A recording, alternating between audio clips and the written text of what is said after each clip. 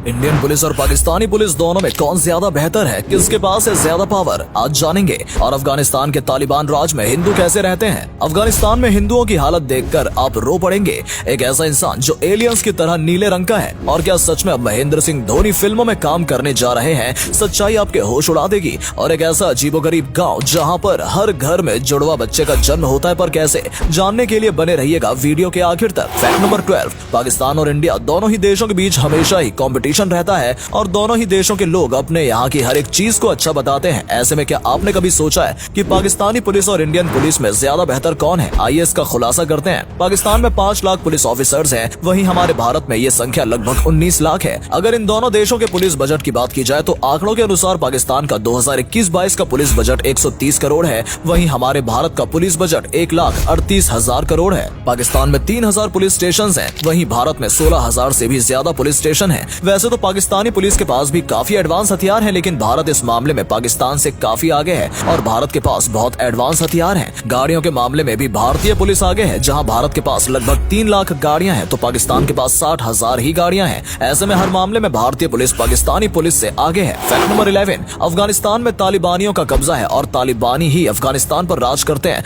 ऐसे में क्या आपको पता है कि तालिबान के राज में अफगानिस्तान में हिंदू और सिख कैसे रहते हैं? अफगानिस्तान में आज बहुत ही कम संख्या में हिंदू और सिख लोग बचे हैं, जिनका रहना बहुत ज्यादा मुश्किल है। यहाँ रहने वाले हिंदू और सिखों के मुताबिक उन पर अक्सर ही जाति हमले होते रहते हैं और उनका अफगानिस्तान में रहना आसान तो बिल्कुल भी नहीं है। भले ही तालिबान इस सबको नकारता हो, लेकिन यही यहाँ रहने वाले हिंदुओं और सिखों की सच्चाई है। फैक्ट नंबर 10, फेमस एक्ट्रेस और डांसर नोरा फतेही के बारे में कुछ ऐसी बातें जो आपको चौंका देंगी। क्या आपको पता है कि नोरा फतेही इंडियन नहीं बल्कि कैनेडियन है और उन्होंने अपनी शुरुआती जिंदगी कनाडा में ही गुजारी है। एक मुस्लिम परिवार में आने वाली नोरा फतेही के माता पिता कभी उन्हें एक्ट्रेस बनने ही नहीं देने वाले थे, लेकिन बाद में जब उनके माता पिता का तलाक हो गया तो उन्होंने अपने घर का खर्चा चलाने के लिए एक रेस्टोरेंट में नौकरी भी की और एक्टिंग भी करती रही। नोरा फतेही बहुत ही अच्छी वैलिड डांसर हैं, जिसे उन्होंने यूट्यूब से ही सीखा है। 2012 में एक एड की शूटिंग के लिए वो भारत आई थी, जिसके बाद उन्होंने यहाँ पर ऑडिशंस देने शुरू कर दिए और फिर दिलबर गाने से सफलता पाने के बाद आज नोरा फतेही अपने डांस की वजह से पूरे भारत में फेमस है। Fact number 9, cricketer Mahendra Singh Dhoni को भारत का सबसे बेहतरीन विकेट कीपर और कप्तान माना जाता है और उनकी कप्तानी में भारत ने कई खिताब जीते हैं। लेकिन रिपोर्ट्स के मुताबिक धोनी अब दूसरी पारी की शुरुआत करने जा रहे हैं। जी हां, कुछ समय पहले ये खबरें आई थी कि महेंद्र सिंह धोनी एक फिल्म प्रोड्यूस करने वाले हैं। माना जा रहा है कि महेंद्र सिंह धोनी साउथ के बहुत बड़े सुपरस्टार की फिल्म प्रोड्यूस करने जा रहे हैं। धोनी का एक प्रोडक्शन हाउस भी है जिसमें ये फिल्म बनेगी और धोनी एज अ प्रोड्यूसर इस फिल्म में पैसा लगाएंगे। हालांकि ये फिल्म क्या होगी और इसमें कौन कौन होंगे इसका खुलासा तो नहीं हो सका है, लेकिन माना जा रहा है कि ये पारिवारिक फिल्म होगी जिसमें धोनी एक कैमियो अपीयरेंस भी करेंगे। फैक्ट नंबर 8,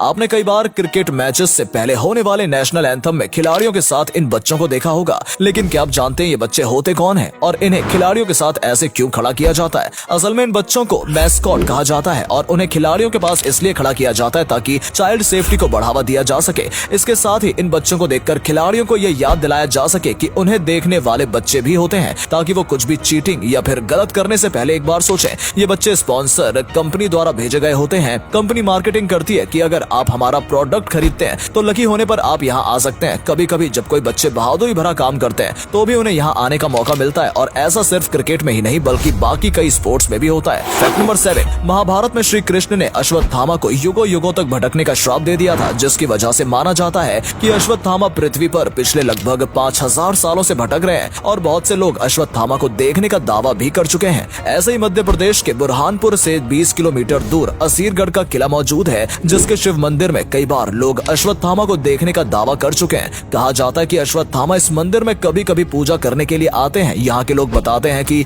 जिसने भी अश्वत्थामा को देखा वो पागल हो गया। कहा जाता है कि किले की दूसरी जगहों पर भी अश्वत्थामा को कई बार देखा जा चुका है। फैक्ट नंबर 6, इंडिया में ट्रैफिक में फंसने की वजह से हम कई बार इंपॉर्टेंट मीटिंग्स में लेट हो जाते हैं, लेकिन चाइना में ऐसा नहीं है। अगर आप वहाँ पर किसी ट्रैफिक जाम में फंस जाते हैं फिर भी आप अपनी इंपॉर्टेंट मीटिंग या फ्लाइट पकड़ सकते हैं। अब आप सोच रहे होंगे कि ऐसा कैसे हो सकता है। दरअसल जब आप कार में बैठकर ट्रैफिक का आनंद ले रहे होते हैं तभी आपके पड़ोस से बाइक वाले उस ट्रैफिक जाम से बड़ी आसानी से निकल जाते हैं। और इसी को देखकर चाइना में एक कंपनी है जो लोगों को एक सर्विस प्रोवाइड करती है कि अगर कोई शख्स अपनी कार में ट्रैफिक में फंस जाता है तो 2 लोग एक बाइक पर आते हैं, जिसमें से एक व्यक्ति आपको बाइक से ले जाएगा और दूसरा आपकी कार आपकी लोकेशन पर लेकर आएगा और इससे आपका कोई भी काम मिस नहीं होगा। फैक्ट नंबर 5, आज के समय में फ्लाइट में जो वाईफाई आप बेझिझक और स्पीड से यूज करते हैं वो शायद आप कभी यूज ही न कर पाते, पर शुक्र है आलू का, जिसकी वजह से आप इतनी बढ़िया क्वालिटी की वाईफाई को यूज कर सके हैं। जी हाँ दोस्तों, आप जो फ्लाइट में इतनी बढ़िया क्वालिटी का वाईफाई यूज करते हैं वो वाईफाई आलू की वजह से ही फ्लाइट में है। दरअसल जब बोइंग अपनी फ्लाइट के अंदर वाईफाई की टेस्टिंग कर रही थी तो एक समस्या सामने आ रही थी। फ्लाइट के अंदर सभी सीटों पर वाईफाई की स्पीड आ रही है या फिर नहीं,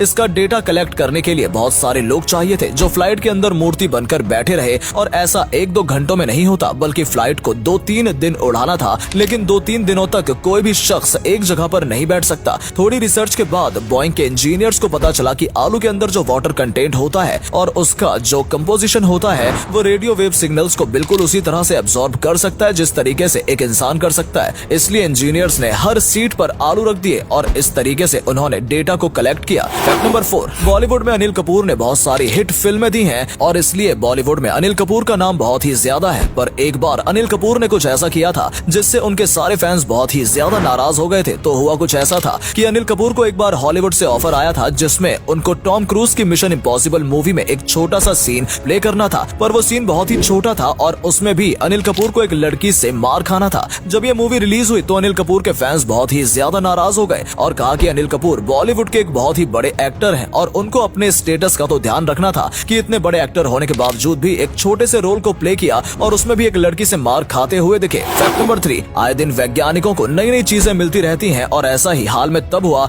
जब वैज्ञानिकों को सोमालिया में एक बहुत ही भारी मेटेओराइट मिला और इस मेटेओराइट का वजन 14 टन है और इसमें से वैज्ञानिकों को 2 नए पदार्थ मिले हैं जो कि बहुत ज्यादा कीमती हैं। इन नए पदार्थों को वैज्ञानिकों ने एलालाइट और एलिकिनस्टेटोनाइट नाम दिया है और वैज्ञानिक ये कयास लगा रहे हैं कि उन्हें इससे एक और नया पदार्थ भी मिलेगा। और अगले फैक्ट पर जाने से पहले इस फोटो को ध्यान से देखिए और बताइए आपको कौन दिखाई दे रहा है। इससे पता लगेगा आपका दिमाग और आपकी आंखें कितनी तेज हैं। आपको मिलते हैं 5 सेकेंड।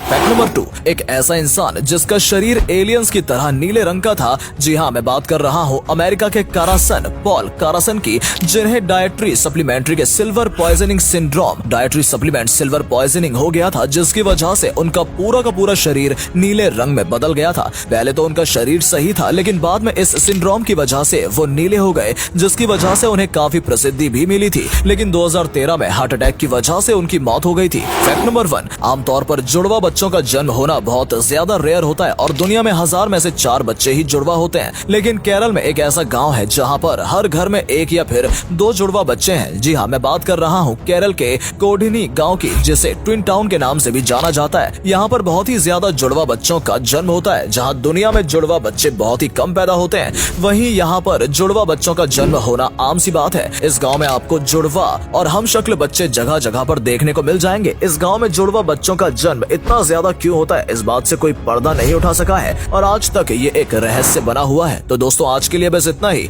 उम्मीद है आपको ये वीडियो अच्छा लगा होगा। सिर्फ वीडियो देखिए ही नहीं बल्कि लाइक और शेयर भी कीजिए और कमेंट में बताइए आपको ये वीडियो कैसा लगा। धन्यवाद।